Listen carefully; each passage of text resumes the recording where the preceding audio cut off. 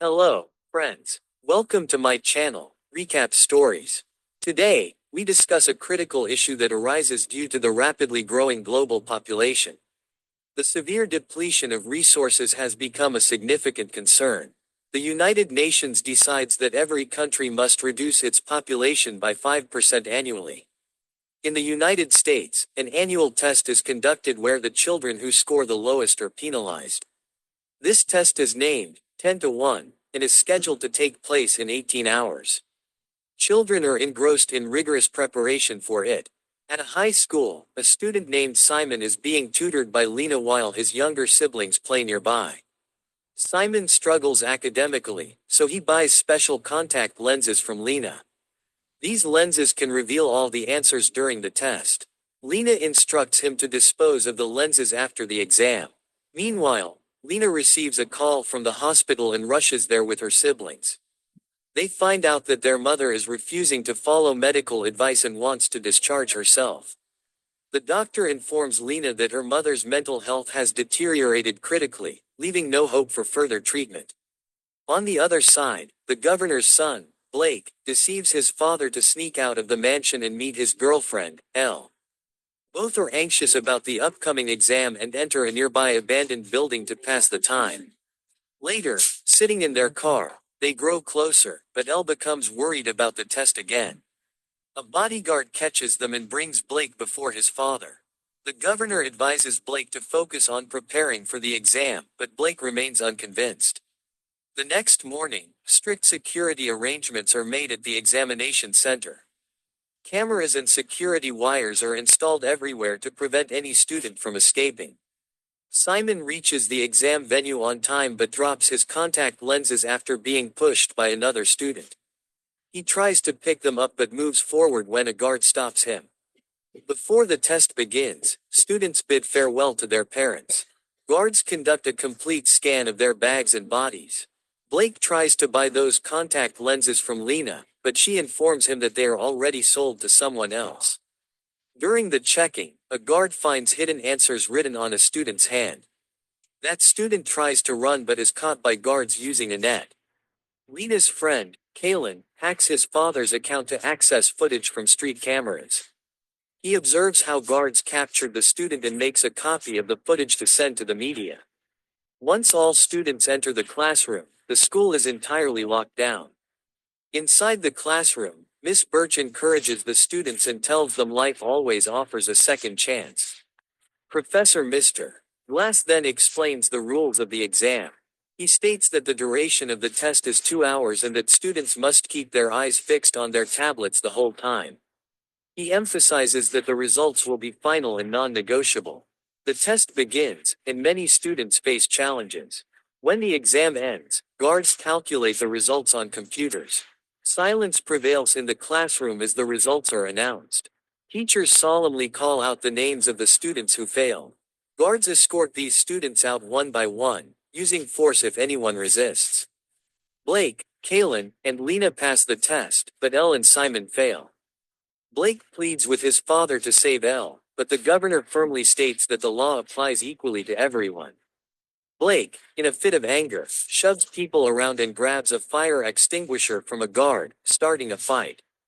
He instructs Elle to run away, but other students block her path. Eventually, Blake is also taken away with the failed students. A year passes, and the next exam is only 24 hours away.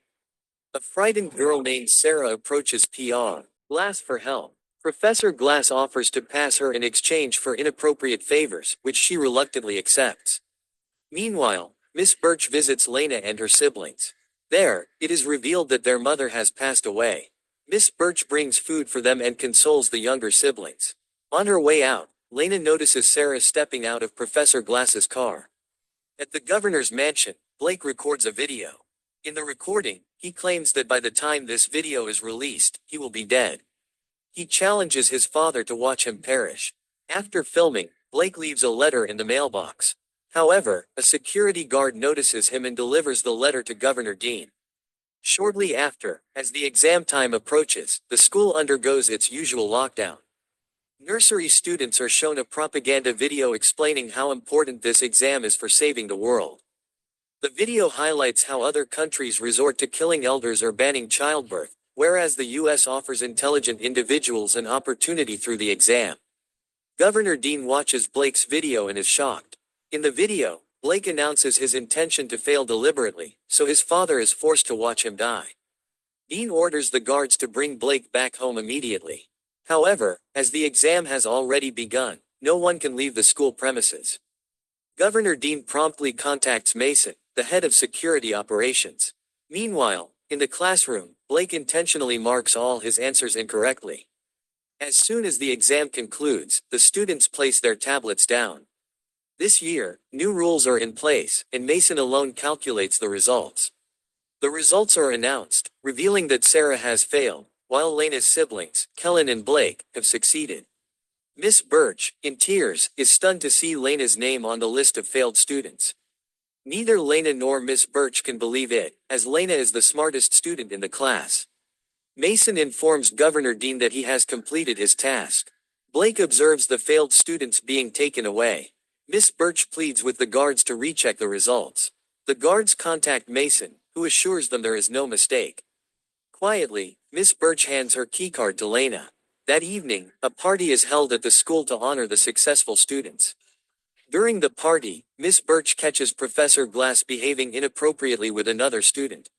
Simultaneously, Governor Dean delivers a press conference. In his speech, he emphasizes his state and country's progress. His speech is broadcast at the party, drawing applause from the audience. Dean defends the exam, calling it a groundbreaking innovation and the best method for selecting competent students. He also announces his candidacy for the presidency. Disheartened, Blake leaves the party. Meanwhile, in a hidden hall, the failed students are ordered to strip for decontamination. Lina conceals the keycard given by Miss Birch in her mouth. The children are forced into prisoner-like attire and tied to chairs. Blake reaches the facility and, when spotted by a guard, knocks him unconscious. Meanwhile, Kellen logs back into the system and views the inhumane treatment of the failed students but finds it unbearable and shuts the system down. Blake sneaks into the control room after Mason leaves. Without knowing the computer password, he cuts the power supply to the entire building. Upon returning, Mason sees the unconscious guard and realizes something is wrong. Due to the power outage, the electronic handcuffs get released, providing the children with an opportunity to escape. A fight breaks out between the children and the guards. Lina Birch uses her keycard to exit the room. Mason reaches the control room but hides in the black vents. Seeing the system down, Mason orders other guards to call Kellen's father to restore the system. The guards go to the party and bring Kellen's father along. While attempting to restore the power, all the rebellious children are recaptured. After the guards count the children, they realize one is missing. Lina tries to use a keycard on a door to escape from the guards, but the door doesn't open. A guard sees her, but Lina tricks him by taking advantage of the darkness, pretending to be Birch. As the guard starts overpowering her, Black comes to her aid and knocks the guard unconscious. Afterward, Black reveals that he had deliberately staged the failure. Upon hearing this, Lina realizes that the exam results were manipulated. Black sounds the alarm to send the guards to the corridor, while he and Lina hide in the vents. Mason announces that the school will remain on lockdown until Lina is caught. Meanwhile, Black accuses Lina of exploiting the children's fear to sell them contact lenses. Lina responds that she did it all for her sick mother's treatment. Black apologizes for his accusation, and Lina reveals that she once liked him. On the other hand, in Governor Dan's mansion, a reporter questions the school's prolonged lockdown. Dan, who is unaware of the entire situation, claims that everything is under control. Later, he watches the reporter, Kellen's friend, on TV, who is interviewing fearful parents outside the school. Meanwhile, Mason is checking the keycards of all the teachers, and Governor Dan instructs him to resolve the matter quickly. On the other side, Black falls into a pool after the vent breaks. Lina immediately jumps in to save Black, who is unconscious. She performs CPR on him, bringing him back to consciousness. After changing their clothes, they continue sneaking through another route. At the party, some children try to leave in distress, but the guards severely beat them. Kellen records the incident and sends it to the reporter. Black and Lina approach the server room, but Lina's keycard falls down. The noise causes the guards to come out, but Black silences Lina and the guards walk away without noticing anything. They both enter the science classroom, but their movements make noise. The guards immediately head towards them. Lina quickly attempts to make a magnet. Meanwhile, the guards knock on the door. Black lifts Lina onto the vents to hide, but he stays behind. A guard enters and starts fighting with Black. Black pretends to be unconscious, and after the guard leaves, Lina attempts to use the magnet to pick up the keycard. Just then, another guard catches the keycard, but he lets it go. Lina realizes that the guard wasn't real, but actually Black, who had knocked out the guard and stolen his uniform. Meanwhile, another guard informs Mason that two children are hiding, one of whom used Birch's name. At the same time, Birch steals a keycard from another teacher while flirting in a different room. When Mason asks her for the keycard, she presents a glass keycard replica. Later, when the glass is investigated and she has no card, she is captured and beaten severely, while the other teachers are sent back. Lina reaches the control room, but their Mason demands the computer password. She sends a message to Kellen for help. By this time, Kellen's father restores the power, and the Wi-Fi is restored throughout the building. As soon as Kellen receives Lina's message, he replies. Lina enters the password and checks the actual exam results, stunned by what she finds. She discovers that her siblings passed the exam, even though she failed despite having 98%. Meanwhile, Black passed with just 15%, and Elle, who scored 88%, also failed. This shows that Dan has been manipulating the exam results for a long time. On the other hand, Dan lies in a press conference, claiming that Lina killed two guards after failing and ran away.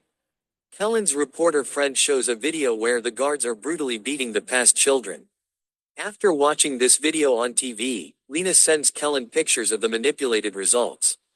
Mason sees her in the security cameras and immediately sounds the alarm. Lina tries to run, but the guards catch her. Meanwhile, Black, disguised as a guard, reaches the scene and says he has been ordered to move all the children to another room.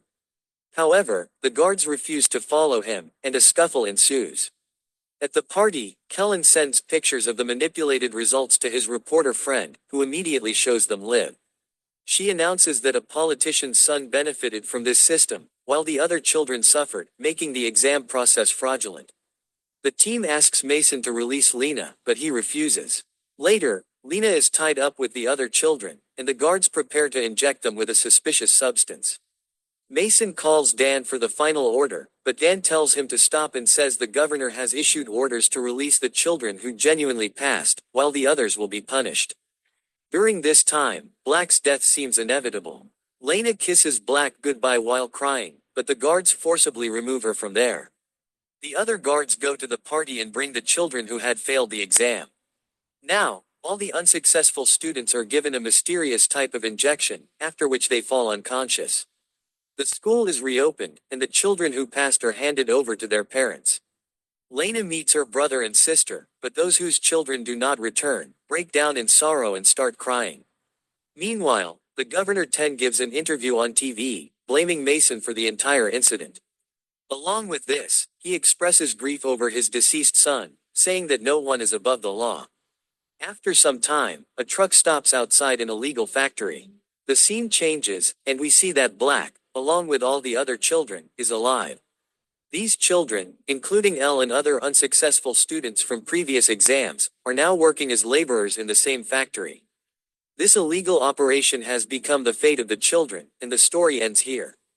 Please let me know how you found the story in the comments below.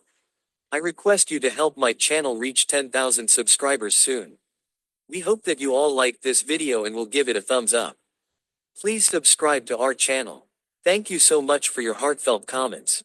See you in the next video.